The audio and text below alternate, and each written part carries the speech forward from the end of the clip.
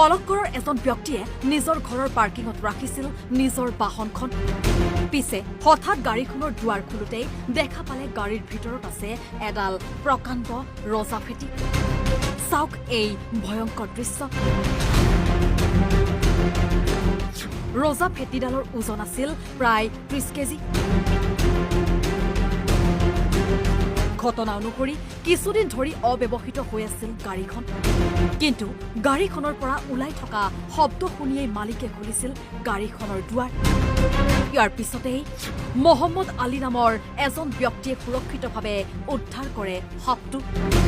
পৰৱৰ্তী সময়ত বন বিভাগৰ লোকে আহি লৈ যায় প্ৰকাণ্ড সাপটো গাড়ীৰ ভিতৰত উদ্ধাৰ হোৱা সাপটোৰ ভিডিঅ' এতিয়া ভাইৰেল হৈ পৰিছে ছ'চিয়েল মিডিয়াত digital desk report Assam live 24